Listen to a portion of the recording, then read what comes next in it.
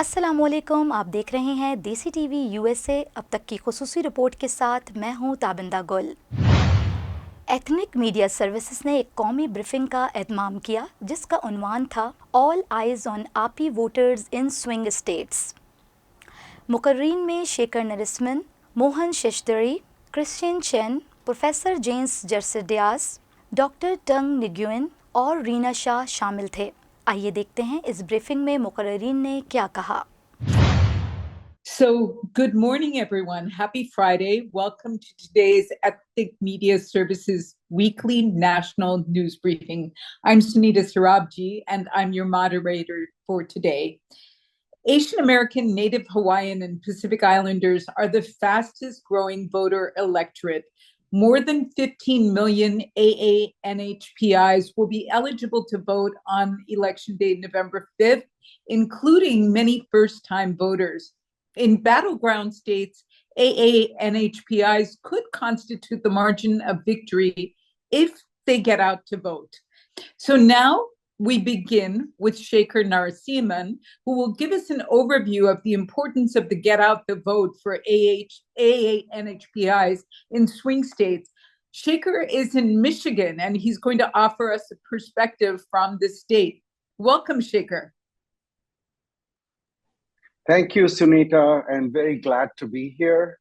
And yes, I'm actually in Detroit, sitting in a home, and sitting in the room above me are Congressman Ro Khanna and Lieutenant Governor Garland Gilchrist of Michigan. And literally, they're talking to young people, influencers and creators from the Asian Pacific, Native Hawaiian, Pacific Islander communities. We tend to bring young people together, black and brown, of every ethnicity and faith, and have conversations that can then go viral on social media so that, in fact, we are reaching constituencies that otherwise normally never get reached together to our communities, and encouraging the local electeds, the state electeds, those running for office to show up along with surrogates as well as the candidate herself and the vice presidential candidate as himself. Let me stop there and see what kind of questions I can respond to, Sunita, if that makes sense. We're going to start with a question from EMS editor Pilar Marrero. Pilar, please ask your question. Hi, everyone. I think the speaker addressed it, but I'm not sure he gave us a whole picture.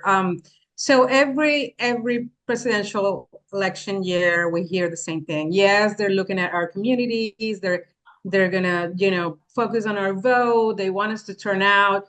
The problem is always money. Are you putting money in the turning out, in the registering of voters, and in things that are tangibly making a difference in turning out communities? And the AAPI community obviously is going to be crucial for the Democratic presidential candidate. Where is the beef? Where's the evidence that this is happening?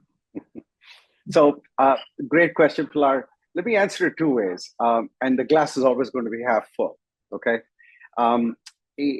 One is there's a deliberate effort to do this.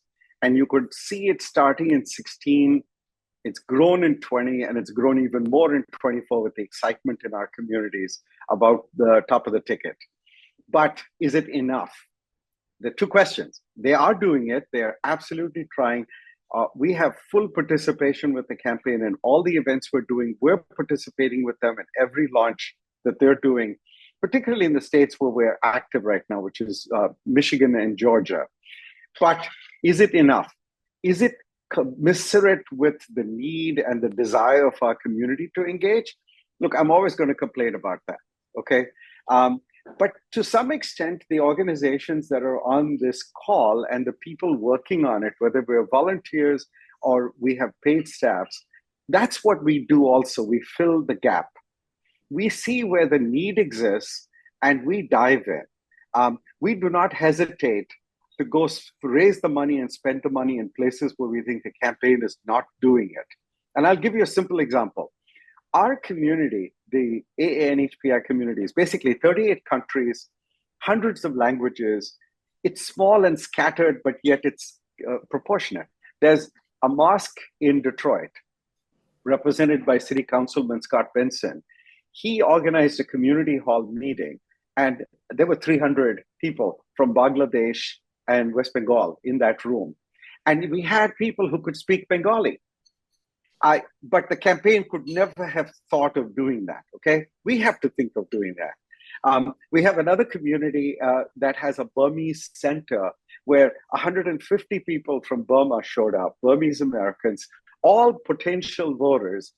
And the lieutenant governor went and visited with them and spent an hour and took hundreds of photographs. All I can tell you is we have to look at our community differently than a broad national campaign is going to. It's hundreds of different parts, sliced and diced by generation, by date of birth, by everything. We have to do some of that work for them. But they're doing much more than any campaign has ever done before, i.e., we're getting better, but are we still satisfied? Hell no. Shaker, there are a number of questions for you in the chat, and I hope you could just stick on for a few minutes and answer those questions.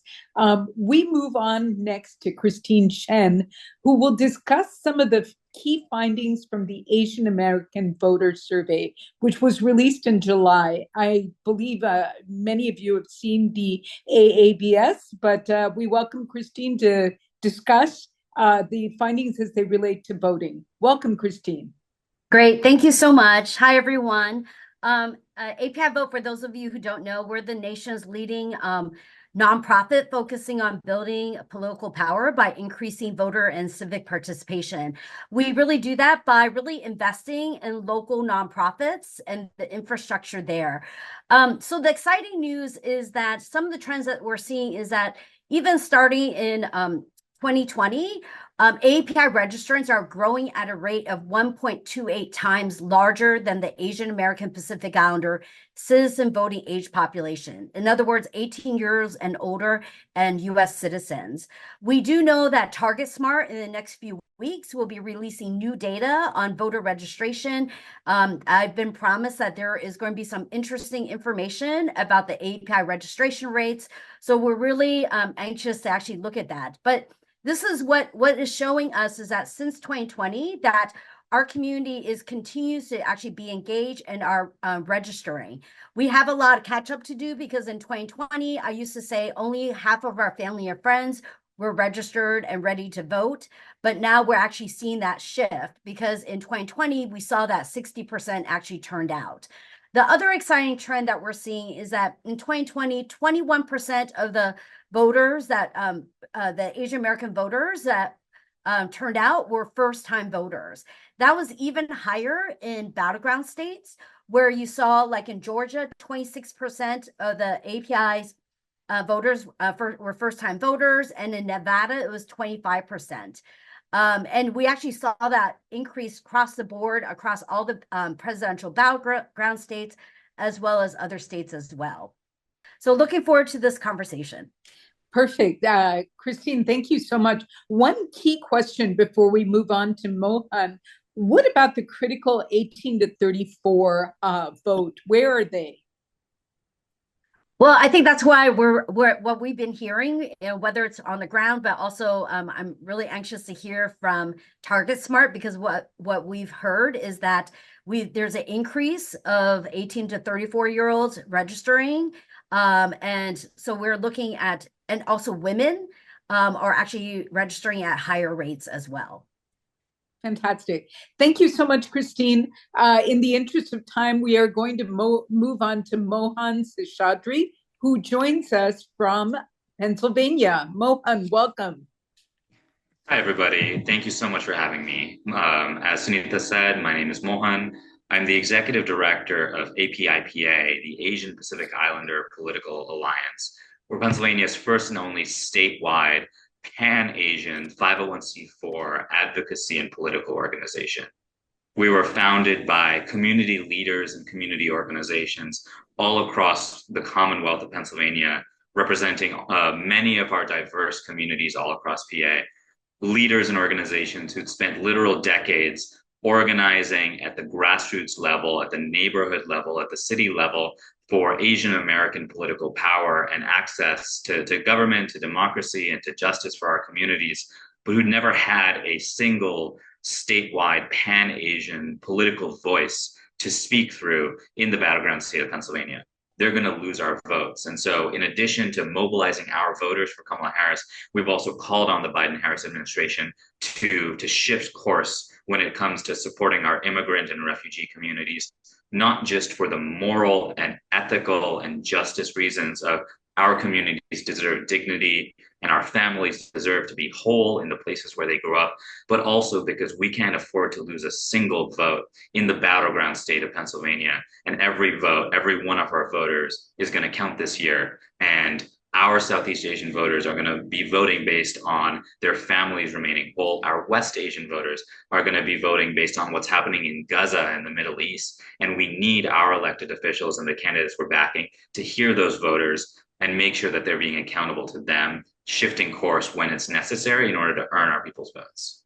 Mohan, thank you so much. Our next guest is a familiar face, Dr. Tung Nguyen, who shepherded us through 2 years of the COVID pandemic.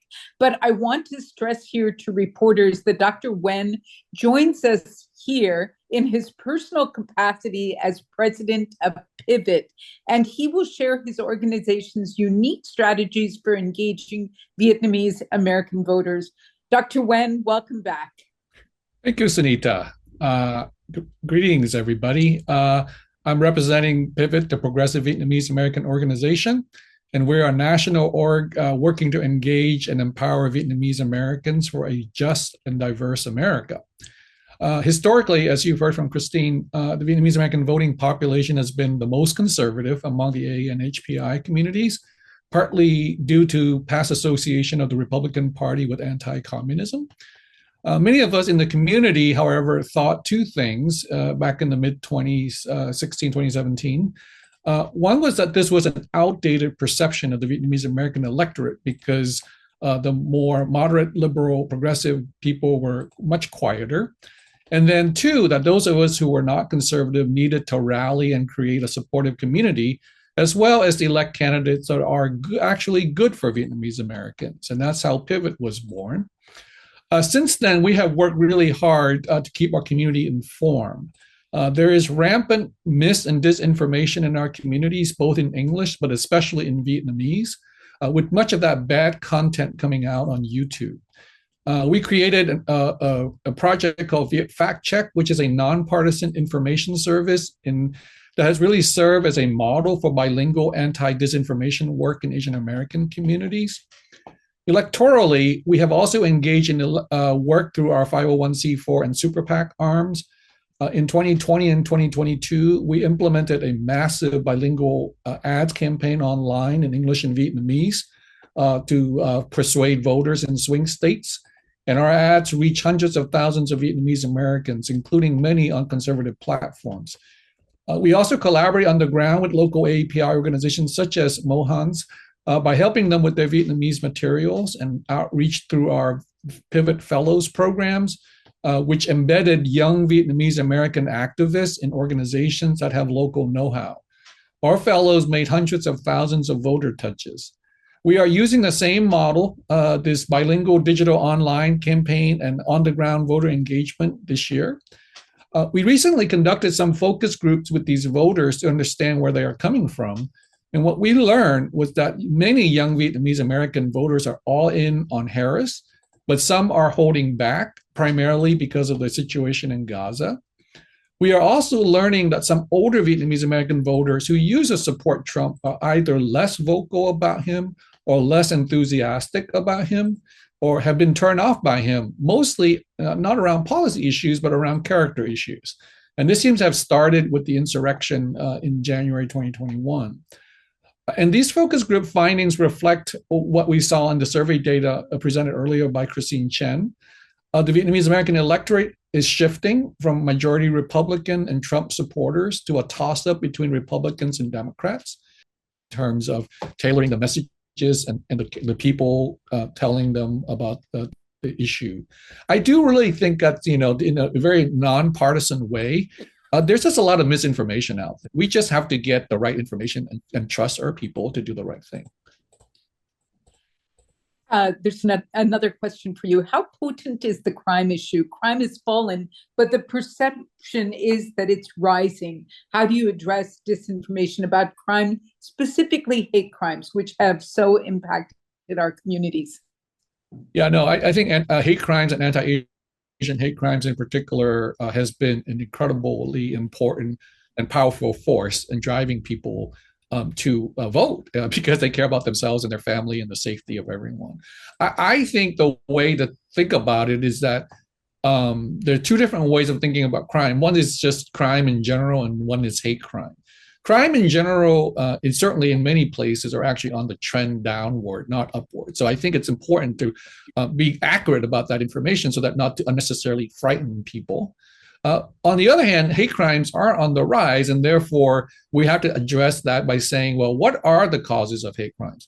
Why are we so afraid? And that would be xenophobia, that would be gun violence and lack of gun control, and sort of white supremacy. I think if we are looking at the right target, so rather than saying, well, I'm afraid of crime, therefore we should, hire more police officers, which isn't necessarily an unreasonable approach, we should think about, if I'm worried about anti-Asian hate, what are the things that are making anti-Asian hate go up? And then think about how we can do that and address that through our votes. Thank you so much, Dr. Wen. Before we move on to Dr. Zarda Diaz, Anjana Nagarajan Bhutani has a very important question that I think Christine Chen might be able to answer. Anjana, could you please ask your question?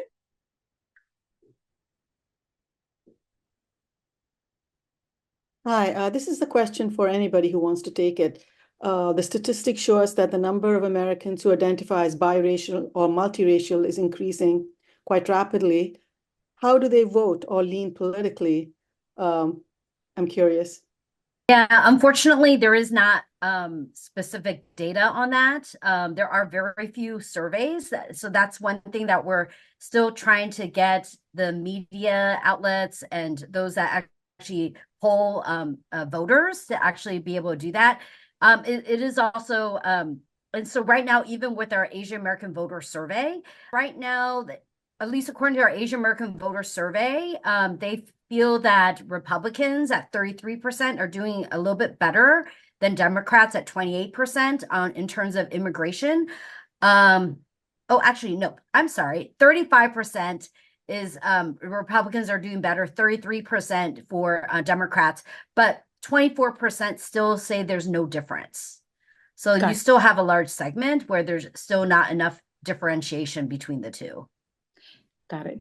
We move on next to Dr. James Zarda Diaz, who is going to talk about the roots of Asian American conservatism. Welcome, James. Thank you, Sunita, and thank you everyone for being on this call. It's a pleasure to be with you.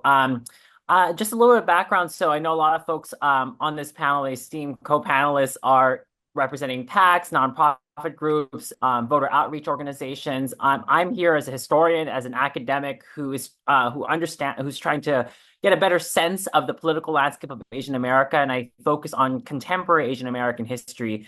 And I think, as we'll see, the NHPI vote's going to be really critical in places like suburban Atlanta, suburban Las Vegas, the Research Triangle, North Carolina, where there's a lot of Asian Americans and Pacific Islanders who could really determine outcomes of gubernatorial elections, congressional districts, Senate races, and of course the presidential race as well. So I'll leave it there. Thank you for having me. Thank you, James. Such important information. Our last speaker today is Republican strategist Reena Shah. Reena, welcome. Hi, Sunita. Thanks for having me here. It's really nice to be with all of you. I had a couple observations I wanted to share with you all today, and particularly given there's so much talk about never Trumpers in the Republican Party today. But what I really wanted to start with is talking about who's identifying as independent anymore. And there's been a pretty big shift there. According to a 2024 excuse me, I'm so sorry. I think I might have gone off screen for a moment. Apologies. So according to a 2024 Pew Research Center report, about 40% of Asian Americans now consider themselves independent. That's up from around 33%, which was just a few years ago. So for either party to really win over this voting bloc, they need to focus on a few key, but Midwest still in the year 2024, you do hear people saying, I'm from the Midwest. And therefore, those people feel a sense of, there's a Midwesterner like me in Walls. So yes, there's a bit of counteraction here, but I don't have any kind of data to back this up. Thank you, Rena, for your remarks. We now move to final remarks from all speakers who are still with us. Dr. Wen, what is the most important thing you'd like reporters to take away from this briefing? I think the most important thing is that there's a lot of enthusiasm in this election, and we need to get people out. And I think from the reporting perspective, I think it's important for you all to get accurate information out about the candidates. That's what we all ask for. Let them know. I love the issue focus with Rena. Let's get where do they stand on economic policy? Where do they stand on immigration policy? That I trust our voters as long as they get adequate information. Thank you. Mohan, your most important takeaway. I think just to remember, for all the reporters out there, to remember the importance of talking to local organizations, talking to leaders on the ground, and you all do such amazing work on this already, but continuing to cover the local issues and the local fights affecting our community, not just the election implications, not just the national implications, but what are the issues that our communities are mobilizing, protecting our people's homes, making sure that we have mental health access, making sure that our communities are safe year-round, 24/7, and of course, covering the local organizations who are fighting for candidates, who are going to be accountable to our communities, who are going to listen to our people, and who are going to fight for our communities. Thank you so much, Mohan. James. Yeah, I echo those sentiments, and I'll just say, as someone who's doing a lot of research on this as well, is trying to also get the voices of Asian American voters and Native Hawaiian and Pacific Islander voters who Yeah, you know what? As we know, that our voters are motivated, but they need better information. They need to know what's on their ballot. How can they research it? So anything that you can do to, because many times we get calls on our Asian hotline on election day, and they're like, "How do I vote? I want to vote." And we ask them, "Are you registered?" And they never registered. So we don't want anyone to be in that predicament. So it's really the strength of your outlets and your networks and the information that you provide that can actually help prevent mis and disinformation and actually remind everyone about what is the process for registering to vote. Thank you. Thank you. Rena, last word. Sure. I think for me, the most important part is folks should not believe that this election outcome will perhaps be determined on the night of or even the next day. And we should have hope in that, and we should have faith in our institutions. And that can be done through journalism, instilling and reinstilling that faith for people that our institutions work, they have survived. And though we are a young democracy, it takes all of us who are here to be part of it and to make it work the way it needs to work. So I echo my co-panelists here who have talked about, just really promulgating the importance of voting, understanding their system, and that can really be done through the vehicle that you all provide. So please do reach out to me at any time if I could be an asset or augment your work in any way. It'd be a pleasure, and thank you for having me and all of us here today. Thank you so much to all of our speakers today, and thank you, reporters, for joining us. We'll see you next Friday. अब तक के लिए इतना ही। देखते रहिए देसी TV USA, DTV और हमारा OTT प्लेटफॉर्म DTV Flex, जहां आप 3000 से ज़्यादा चैनल्स देख सकते हैं। So stay tune and stay with us.